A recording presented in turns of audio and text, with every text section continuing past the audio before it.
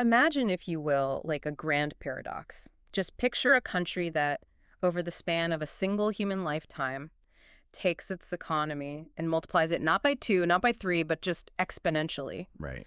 And imagine a place that manages to put a fully functional digital bank account into the pockets of almost every single one of its citizens in just a single decade. Is wild. It is. And imagine a nation that looks at massive, widespread youth illiteracy, rolls up its sleeves, and practically wipes it off the map in real time. I mean, it sounds like a utopian textbook case of development, Yeah, right? it sounds like the blueprint every developing nation wishes they could just copy and paste. Exactly. But hold on, because here is the other side of that exact same coin. This very same country, simultaneously, is wrestling with massive, heartbreaking levels of child malnutrition. Mm-hmm. And despite those brilliantly educated young women we just mentioned, it has this staggering canyon-sized gender gap in its formal workforce. So you were looking at a society moving at light speed in some sectors while seemingly anchored to the floor in others. It is, the ultimate developmental whiplash. And that whiplash is exactly what we are going to explore with you today on this deep dive, because we've gotten our hands on a fascinating, incredibly dense piece of source material. It's incredibly dense. Yeah, it's an academic presentation explicitly built for the eyes of policymakers, macro analysts, academia. The title alone gives you a sense of the weight here. It's called Multidimensional Data Analysis of India's Socioeconomic and Human Capital Transformation, 1960 to 2024. And it really takes all these abstract, often romanticized narratives we hear about the rise of India and just forces them through this ruthless, objective filter of raw macroeconomic and sociological data. Right. And I really need to paint a picture of this presentation for you, the listener, because the design itself tells a story. Yeah, the visual language is striking. It really is. Like, we look at a lot of corporate decks and policy briefings on this show, and usually people try to dress up their data. They use flashy gradients, heavily produced stock photos of smiling workers. Trying to sell you a narrative. Exactly, trying to sell a narrative. But not this one. Page 1, the cover slide, sets the tone immediately. It's just this stark, pure white background, like absolute hex code F, F, F, F, F, white. Right. And on top of that, just a faint light gray outline of the map of India. The text is this dark gray, almost black, sans serif font. It's clinical. There's absolutely nothing to distract you. No 3D charts anywhere in this entire deck. Which I love, honestly. Same. It's completely flat infographics. And then, cutting through all that monochrome minimalism, the authors use these sharp, almost aggressive accent colors to highlight the core data. Like a deep navy blue for the historic victors, and this harsh, glaring, dark red ink to circle the failures. It really forces us to look at the mechanisms, not the PR. Well, that aesthetic is a deliberate message to the reader. They are telling their audience of policymakers to, look past the political talking points and examine the actual engine of the economy. Right. Because what this deep dive is really about is dissecting the ultimate macroeconomic balancing act. It is an audit of what economists call the Indian model. Okay, the Indian model. Yeah, and we are going to celebrate some truly historic victories in human capital today.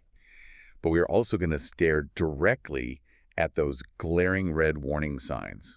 Specifically, we're hunting for the mechanisms of the middle income trap. The middle income trap. Right, these invisible ceilings that prevent a rapidly growing country from finally crossing the threshold into a high-income, fully developed nation. Well, let's start right at the foundation then, because if you want to understand how a country transforms over 60 years, you cannot start with money. You have to start with where its people physically are. Exactly. And the data here on page 2 begins with an incredibly detailed look at population distribution and the urban shift. Right. The spatial reorganization of human capital. It is the prerequisite for literally everything else we are going to discuss. So we are looking at this dual axis chart. It's a line and area chart tracking both the raw population growth, the absolute numbers of rural and urban populations, and the percentage of people living in urban centers. The first thing that hits you is just the sheer unfathomable scale. We are talking about over 1 billion people. Back in the 1960s, the urban population was sitting way down at 17.9%. Very agrarian. It was a predominantly agrarian society. But then you track this steady, relentless climb over the decades on the right axis. And there's this bright red upward arrow pointing to the most recent data point, which puts the urban population at 35.3%. Now, that 17.4 percentage point shift might sound, small if you are used to looking at tech company growth charts. Right, right. But in the context of human geography, it is seismic. Okay, let's unpack this for a second, because 17.4% of a billion-plus people is roughly 240 million human beings. It's massive. That is moving almost the entire population of Brazil from the countryside into the cities. But here's what stands out to me. When I look at the historical data of other developing regions, say, parts of Latin America in the mid-20th century, you often see these violent, chaotic spikes in urbanization. People fled the cities overnight, leading to overwhelming megacity collapse, massive unmanageable slums, broken infrastructure. But the data we are looking at for India doesn't show a spike. It shows a controlled, relatively steady slope up to that 35.3%. So why is this steady climb so crucial compared to a sudden spike? You've hit on the critical concept of absorption capacity. Okay. If you have a vertical spike in urbanization, the urban fabric simply tears. Mm-hmm. The physical infrastructure, water, sewage, transit, it just shatters under the weight. Because they can't keep up. Right. You get disease outbreaks and massive social unrest because there are literally no jobs waiting for that sudden influx of people. So a steady climb to 35.3% signifies something deeply important to a macro analyst. Which is? It suggests that the urbanization is roughly pacing itself with the actual growth of urban services and manufacturing. The cities are actually absorbing the labor rather than just accumulating idle populations. So it's like a giant pressure valve slowly releasing. It's the difference between migrating for an actual factory job versus migrating out of rural desperation and just ending up unemployed in a slum. Broadly speaking, yeah. The structural shift from agrarian life is fundamental here. In traditional agriculture, your productivity is inherently capped. How so? Well, it is capped by the sheer square footage of your family's land plot, and it is capped by the unpredictable whims of the monsoon season. You can only work so hard. Oh, right. But when that worker moves from a rural farm to an urban center, their potential economic multiplier changes overnight. They can enter the service sector, work longer hours regardless of the weather, contribute to complex supply chains. This spatial shift is what actually activates the demographic dividend. I am so glad you brought up the demographic dividend, because that term gets thrown around constantly in financial media. All the time. People treat it like a magical guarantee. They say, oh, India has a massive young population, therefore their economy will inevitably boom. But having a lot of young people isn't automatically a dividend, is it? It's not at all. A massive youth population is only a dividend if you have somewhere productive to put them. Right. If 500 million young people are stuck on subdivided family farms doing subsistence agriculture, that is not a demographic dividend. That is a recipe for generational poverty and eventual political instability. Wow. By shifting that mass of humanity into urban centers at a manageable slope, India is physically building the engine block for its macroeconomic rocket ship. And that engine block is generating some unbelievable thrust. Because if we turn to pages 3 and 4, the macro numbers are crazy. You really are. The data tracks constant GDP, adjusted to 2015 US dollars to strip out the noise, and the visual is this step-line chart that is just gravity-defying. Back in the 1960s, you're looking at an economy of roughly $136 billion, respectable for a newly independent nation at the time. But as you follow the timeline, the curve just bends upward until it goes nearly vertical. Today, we are looking at an economy smashing through the $3 trillion mark. But the authors don't just let that curve speak for itself. They have anchored this entire economic explosion to one specific year in the data. Right. There is this stark vertical dashed line placed right at the year 1991.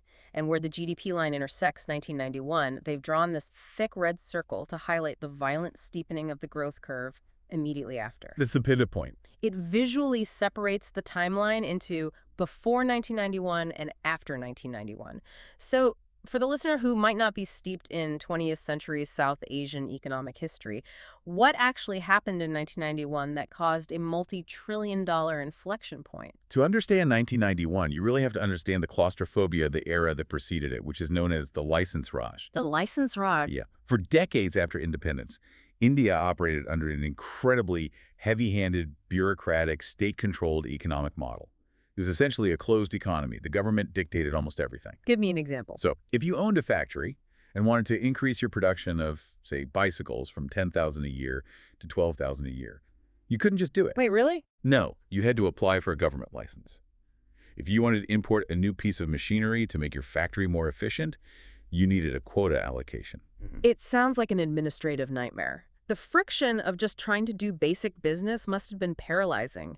You have millions of people ready to work, but the paperwork is literally outlawing growth. Exactly. The intention behind the license Raj was originally to protect fragile domestic industries from being crushed by foreign megacorporations. Sure, that makes sense on paper. Right. But the reality was that it stifled innovation, killed domestic competition, and created massive inefficiencies and corruption. And by 1991, the chickens came home to roost. India faced a catastrophic balance of payments crisis. How bad was it? They had practically run out of foreign exchange reserves. They had roughly 3 weeks' worth of reserves left to pay for essential imports like oil. The country was on the absolute brink of sovereign default. Wow, so they had their backs against the wall, the old system was mathematically bankrupt. Confronted with the abyss, the government was forced into a radical pivot. They systematically dismantled the license Raj. Okay. They slashed import tariffs, dismantled the suffocating quota systems, deregulated industries, and critically, they opened the doors to foreign direct investment. That vertical dashed line in 1991 isn't just a marker of time. It is the exact moment the chains were taken off the domestic market. So that demographic dividend we talked about, all those millions of people migrating to the cities suddenly had access to foreign capital, modern technology, and global markets. Exactly. It's the moment potential energy converts into kinetic energy. And you see the result in the wealth accumulation data on page 4. The authors show a combo chart, a bar graph paired with a line graph tracking purchasing power parity, or PPP, gross national income. Right. And there's this little call-out box pointing out that per capita GNI has now broken through the 9,600 international dollars mark. It literally doubled in just the last 20 years. But here is where I want to push back, or at least play devil's advocate for the listener. You're the skepticist. I always look at macro-level wealth charts with a massive grain of salt. Because, trillions of dollars in GDP sounds fantastic in a corporate boardroom or a policy meeting, but we know that wealth can be incredibly concentrated. Oh, absolutely. If a country mints 20 new billionaires, the national average goes way up, but the guy farming wheat doesn't feel a thing. Furthermore, nominal GDP can be pumped up by inflation. So what does this all mean for the average person? Is this macroeconomic rocket ship actually lifting the people on the ground? Or are we just looking at top-heavy wealth concentration masked by inflated numbers? Your skepticism is completely justified, and it is the exact reason the authors deliberately chose not to rely on nominal GDP per capita here, and instead used purchasing power parity, or PPP. Okay. If they used raw, unadjusted dollars, the data would indeed be vulnerable to currency fluctuations and inflation noise. PPP is the great equalizer in macroeconomic data because it grounds the numbers in physical reality. Walk us through the mechanics of that. How does PPP actually prove that life is getting better for the average person? Think about it as a basket of physical goods. Nominal GDP just looks at the raw dollar value. But a single US dollar buys you a drastically different reality depending on geography. Right, like $1 in New York versus $1 in a rural village. Exactly.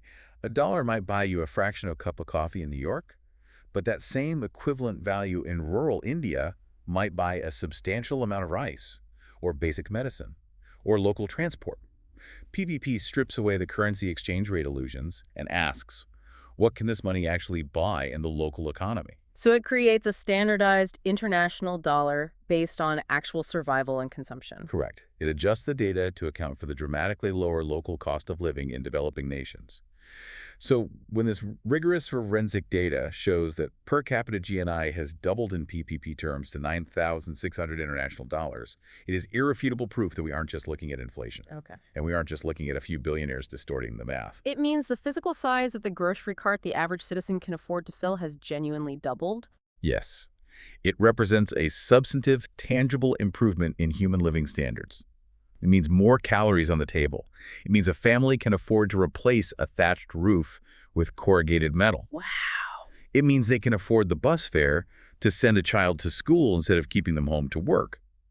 The macroeconomic rocket ship is, in fact, creating a massive updraft for the broader population. Okay, so the urbanization engine is running, the 1991 unchaining ignited the fuel, and the average citizen genuinely has more purchasing power. But here's the logistical nightmare. Hmm. Macro wealth is entirely useless if the individual cannot capture it, store it safely, and transact with it. Exactly. You can't run a modern $3 trillion economy on paper cash stuffed under mattresses. Wow. Which brings us to page 5 and the connective tissue of this transformation: infrastructure and financial inclusion. This is where the Indian model completely diverges from the historical development paths of the West. The data here is staggering. They use this visual called a dumbbell plot, 2 dots connected by a horizontal line to show a before and after state. Yeah. The dot on the left represents the year 2011. In 2011, only 35.2% of adults age 15 and up had a bank account or a mobile money account, roughly a third of the country. A huge unbanked population. Massive. If you think about the scale of the population, that means hundreds of millions of people were completely invisible to the formal financial system. But then you follow this thick, solid arrow across the page to the dot on the right. Mm-hmm. The year is 2021, just 10 years later, and the number is 89.0%. And there's a bold text call out saying plus 53.8%. A jump of nearly 54 percentage points in a single decade. If you're a listener sitting at home, I really want you to internalize the raw human logistics of this. Here's where it gets really interesting. We aren't talking about a small European nation updating its software. No. Banking over 500 million people in 10 years is an administrative feat that borders on science fiction. It is the equivalent of establishing a brand new, fully functional financial system from absolute scratch for the entire population of the European Union, plus 100 million more people. And doing it in the time it takes a kid to go from first grade to high school. Yes. It is unprecedented in the history of global economics. And the obvious question is the mechanism. How is it physically possible? Because you can't just mandate that. Right. You cannot pour enough concrete or hire enough bank tellers to build physical brick-and-mortar bank branches for 500 million rural and semi-urban citizens in 10 years. The friction is too high. And that is the brilliance of the solution. They didn't try to build the 20th century American or European banking system. They realized physical infrastructure was a bottleneck, so they leapfrogged it entirely. Okay. The mechanism behind that massive jump is purely digital. It is a triumph of what is now globally recognized as digital public infrastructure, often referred to as the India stack. I know the foundation of that stack is a biometric system. How did they actually roll that out? It started with a program called Aadhaar. The government undertook the mind-boggling task of issuing a unique, verifiable, 12-digit digital identity to over 1 billion people. 1 billion people. Yeah, and to ensure there was no fraud or duplication, they anchored this ID to biometrics, fingerprints, and iris scans. So even if someone doesn't have a formal birth certificate or a permanent street address or a passport, which was the case for hundreds of millions of people, their physical body becomes their verifiable identity. Exactly. Once you give a previously invisible citizen a verifiable digital identity, the entire financial world opens up. The government then layered the Unified Payments Interface, or UPI, on top of this identity layer. UPI. UPI is an interoperable system that allows instant, zero-cost mobile transactions between any 2 bank accounts. And crucially, this coincided with a massive private sector-driven crash in the price of mobile data and smartphones. So the convergence of cheap $15 smartphones, practically free 4G data, and a government-backed biometric identity system meant that the mobile phone literally became the bank branch. It pulled hundreds of millions of people out of the shadow cash economy overnight. A rural farmer who lives 50 miles from the nearest physical bank can now receive agricultural subsidies directly from the central government into their account, with 0 middlemen skimming off the top. That's incredible. A street vendor can accept digital payments via a QR code printed on a piece of cardboard. They can build a transaction history, which means for the first time in their lives, they can access formal credit and loans instead of relying on predatory local moneylenders. It is the ultimate democratization of capital. It's a breathtaking architectural success. But what makes this deep dive so compelling is that the authors refuse to let us get too comfortable with these victories. Oh, they definitely pull the rug out. Because right after blowing our minds with digital infrastructure on page 5, they drag us back into the physical world on page 6 to show that not all infrastructure scales equally. We look at a chart contrasting 2 different types of physical modernization. It's a double-line chart. The first line tracks access to electricity. Back in the 1990s, it was hovering around 50.9%. half the population was living in the dark. Hmm. But that line goes on an absolute tear, and the authors have drawn a red dashed circle around the latest data points. It hits a near universal 99.5%. Almost total electrification of a subcontinent. Another monumental engineering victory. But then there is the second line on that exact same chart. It tracks access to clean cooking fuels, essentially, moving households away from burning solid biomass like wood, animal dung, or raw coal inside their kitchens. Yeah. That line starts at 22.7% and rises to 76.7%. Now, going from 22 to 76 is a massive improvement. It is. But when you place it right next to the 99.5% electricity line, the authors explicitly point out the lagging risk in rural areas. Why is there such a massive discrepancy between getting a light bulb into a house and getting a clean stove into that same house? Because it forces us to confront the difference between a top-down engineering problem and a bottom-up behavioral problem. Okay, unpack that. The state can solve an engineering problem with sheer financial force and steel. Stringing up electrical wires, building massive substations, erecting high-voltage transmission towers across mountains, that is brutally hard work. But the mechanism is straightforward. Right. The government passes a budget, hires colossal contracting firms, and physically forces the grid across the map. And once the wire touches the house, the citizen's job is done. They just flip a switch. The path of least resistance is to use the electricity. Precisely. The friction for the end user is near zero. But clean cooking fuel operates on completely different mechanics. Achieving 76.7% coverage is a monumental logistical victory, but pushing that last 20% is agonizingly slow because it requires sustained supply chains and deep cultural reprogramming. Walk me through the friction points. Why is it so hard to get a household to stop burning wood? Well, providing a rural household with their first clean-burning liquid petroleum gas, or LPG, cylinder is only step one. Okay. Step two is the logistics. You have to ensure there is a reliable, highly efficient supply chain to physically deliver heavy, pressurized gas cylinders to incredibly remote, hard-to-reach villages every single month, without fail. Because if they run out, If the supply chain breaks down for even a week, the family has to eat, so they go back to the forest to gather wood. so the infrastructure has to be continuously maintained at the micro level, unlike a power line which just sits there once it's built. Yes. And step three is the hardest part, the behavioral economics. For generations, many rural families have cooked over open biomass fires. The fuel wood, or dung, is perceived as free because they gather it themselves, even though it costs them hours of labor. Right. It is deeply embedded in their daily routines. The smoke, ironically, sometimes helps keep insects out of thatched roofs. The fire provides heat. And there is a deeply ingrained cultural belief that food simply tastes better when cooked over a traditional wood fire. Oh, interesting. So you are asking a family with very limited disposable income to take hard-earned cash every single month to buy a gas cylinder to replace a fuel source they currently get for free, while also asking them to change the flavor of their ancestral recipes. Exactly. The data here is a profound lesson in macrosociology. Changing physical wires is fast. Changing human habits and sustaining rural supply chains is incredibly slow. That distinction between the rigidity of culture and the malleability of physical infrastructure transitions us perfectly into page 7 and 8, which is arguably the most important section of this entire analysis, because the ultimate intersection of state policy and human behavior is the cultivation of human capital. Right. If the infrastructure is the hardware of the country, the human capital, education, and health is the operating system. And this is where the long-term future of the Indian model is actually written. The numbers here are just phenomenal. We are looking at a composite chart showing the eradication of historical deficits.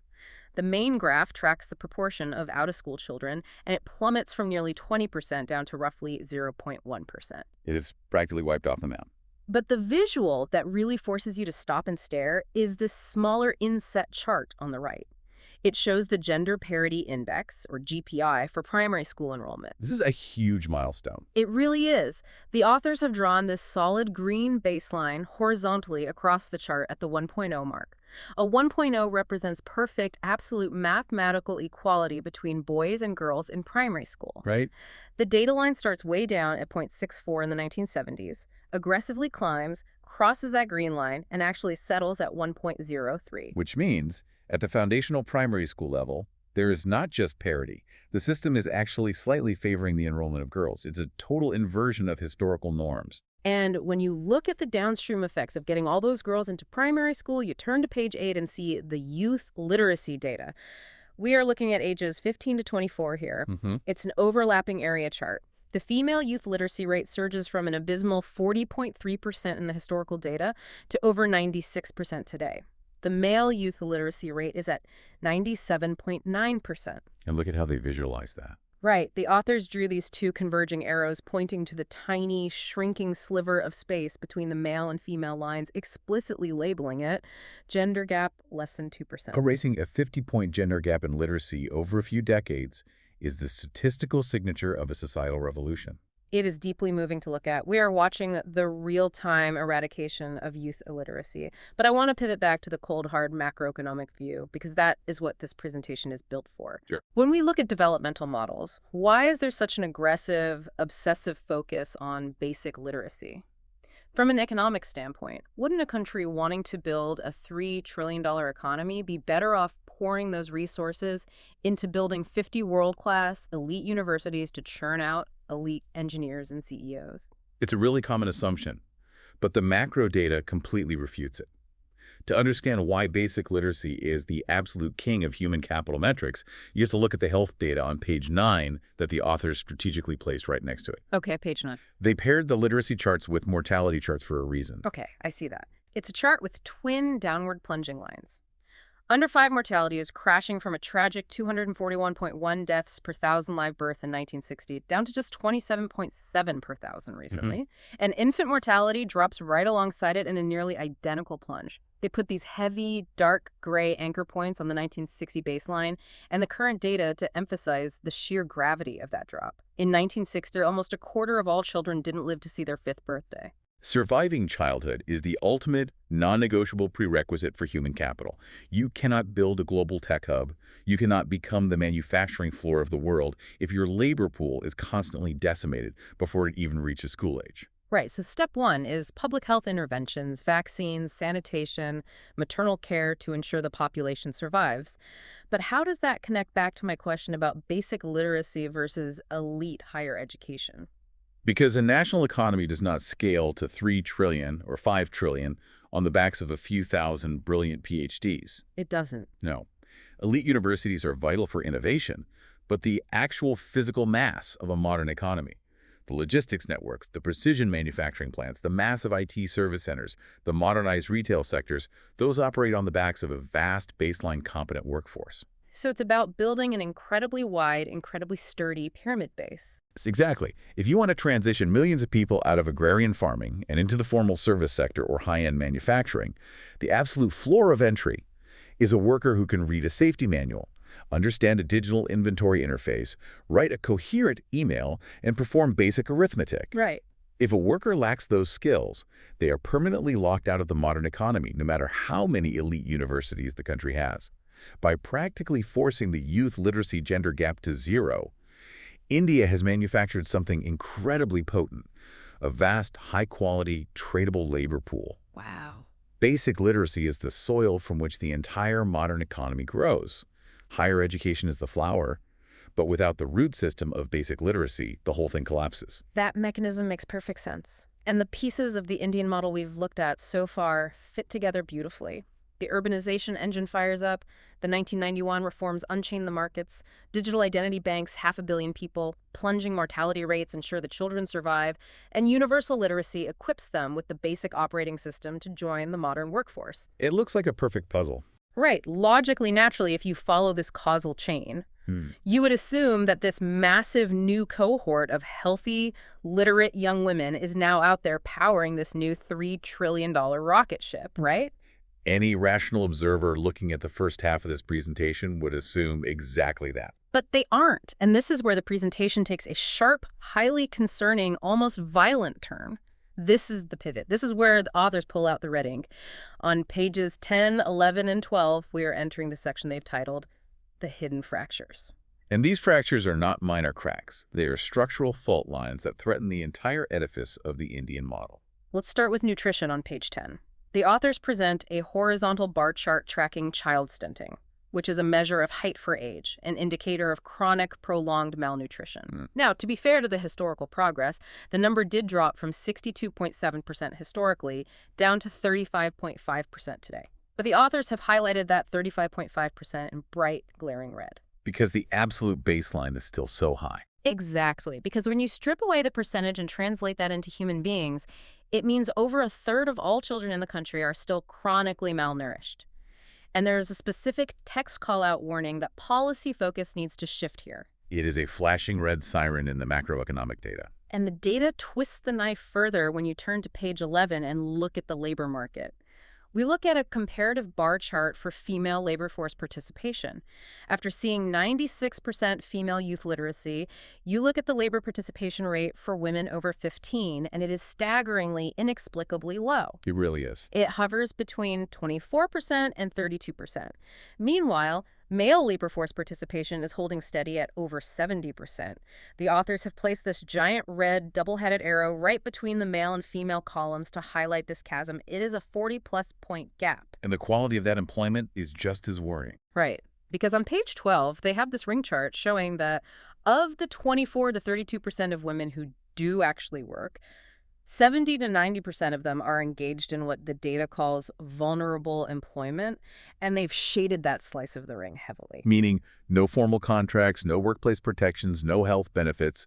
They are working in the informal economy, often in domestic labor, unregulated agriculture, or micro-retail. And the note right next to it literally says employment vulnerability is a threat to economic stability. I have to admit, I get incredibly frustrated looking at this because it is the central paradox of this entire deep dive. Yeah. How do we square this circle? How can an economy generate $3 trillion in wealth, achieve 99% electrification, and boast 96% female youth literacy, while simultaneously allowing 35% of its kids to be stunted and completely sidelining women from the formal workforce? It doesn't seem to compute. You paid the enormous upfront societal cost to educate them, and now you are locking them out of the factory. Your frustration is exactly what the authors of this presentation are trying to provoke in policymakers. Really? Absolutely.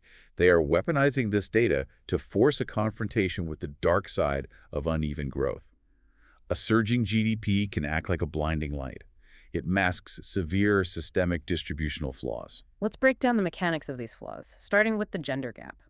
Why aren't these literate women entering the formal workforce? Look closely at the industrial breakdown data they provided on that same ring chart. As the economy modernizes, the engine of growth is the service sector.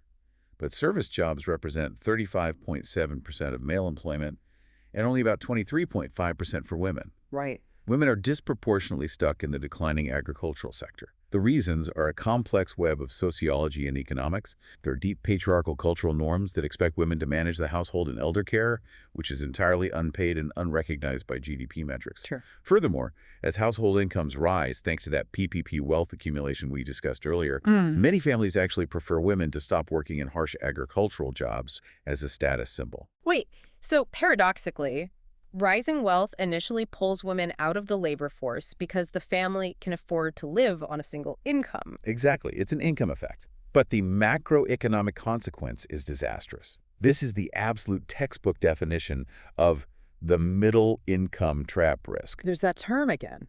Right. If an economy spends decades and billions of dollars achieving near universal female literacy, but then completely fails to translate those massive educational gains into safe, formal, productive labor participation, the economy is essentially operating with one hand tied behind its back. Wow. You cannot break into the high-income tier of global nations if half your population is sidelined from the formal growth engine. It is a staggering inefficiency. And the nutrition data is the other half of this trap, isn't it? You cannot divorce the female employment data from the child stunting data.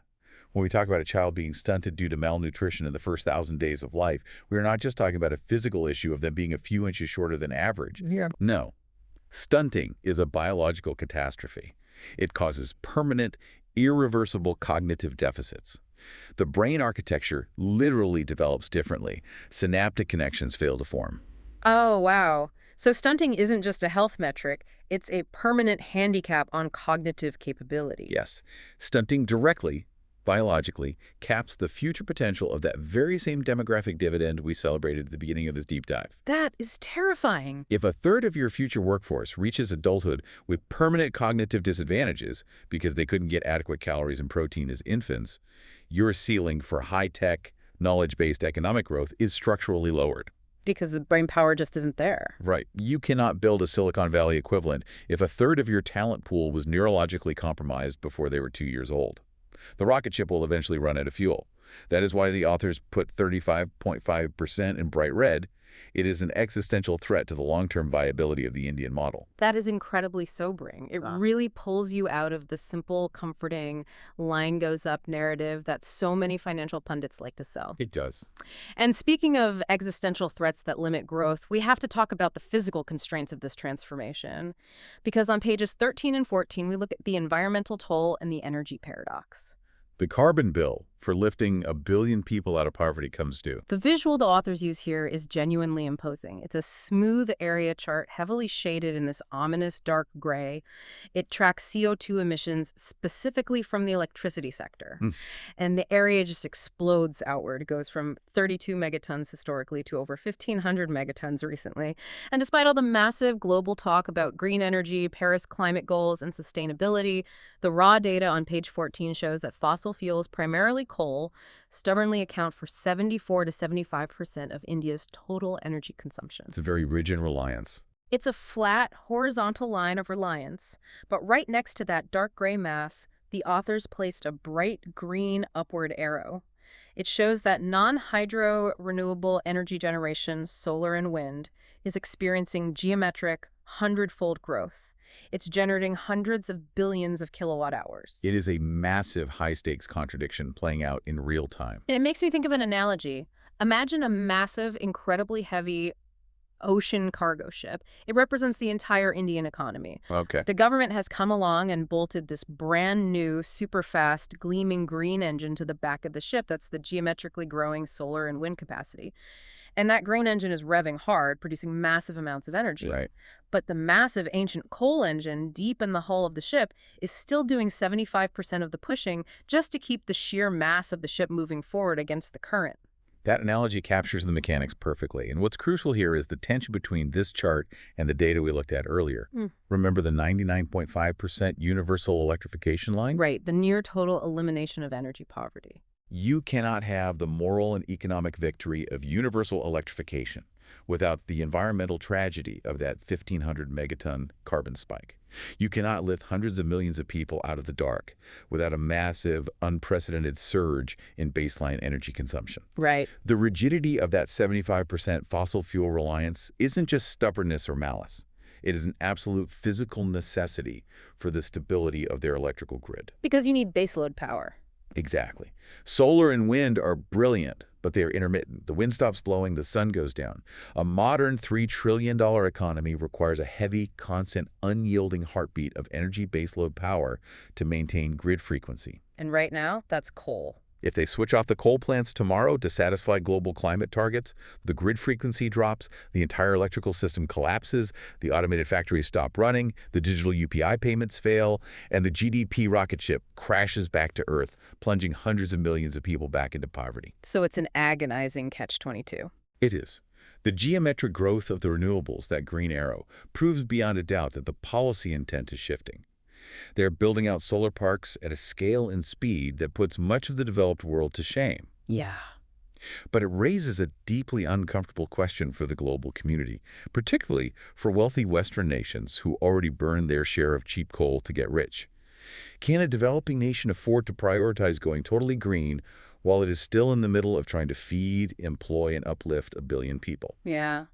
The carbon spike is the physical toll paid for the human capital triumph. It's a heavy toll, and it requires a level of nuance that most macroanalysis usually avoids, which brings us to the final slide of the presentation. Page 15, the outro.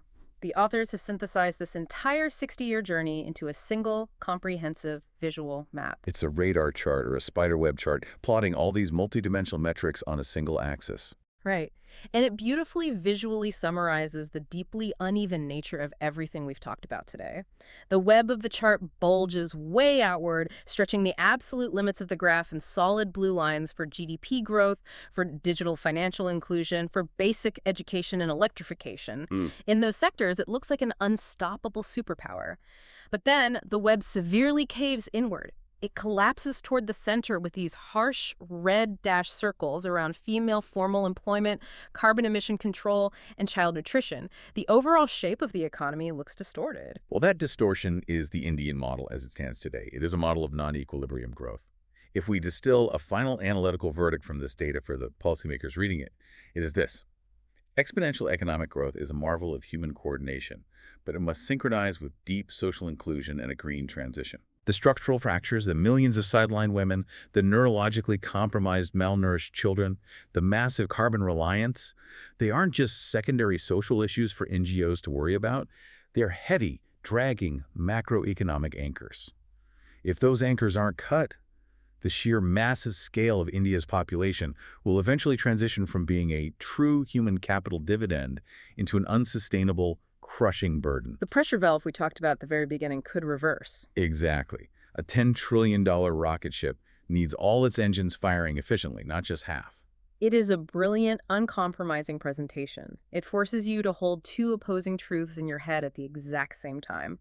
Awe at the scale of the success and terror at the depth of the remaining challenges. That's exactly it. But, looking at all this data, looking at the fact that 89% of the country has a digital bank account, looking at the cheap smartphones in everyone's hands, and then looking at that abysmal 24% formal female labor participation rate, I want to leave you, the listener, with a final provocative thought to mull over. I love a good paradigm shift. What are you thinking?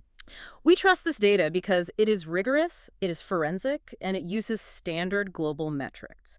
But what if the macroeconomic frameworks designed by economists in the 20th century are fundamentally missing something entirely new? Oh, interesting. With a smartphone in every hand and digital UPI payments being practically frictionless and free, is it possible that millions of Indian women are actually working? Like off the books. What if they are actively participating in a massive, unmapped digital microeconomy? What if they are trading goods on WhatsApp, creating digital content, running micro enterprises, or providing hyper-local services from their living rooms? Wow. These are economic activities that traditional labor statisticians who are trained to look for formal payrolls, tax receipts, and physical factory badges simply cannot measure yet. That is a brilliant question. The formal map of the economy is not always the reality of the territory. Exactly. Are we looking at a tragically missing workforce doomed by the middle income trap? Or are we just looking at missing data in a world that is evolving faster than our ability to measure it? Something to think about the next time you hear a definitive statistic about the changing global economy. Thank you for joining us on this deep dive. We'll see you next time.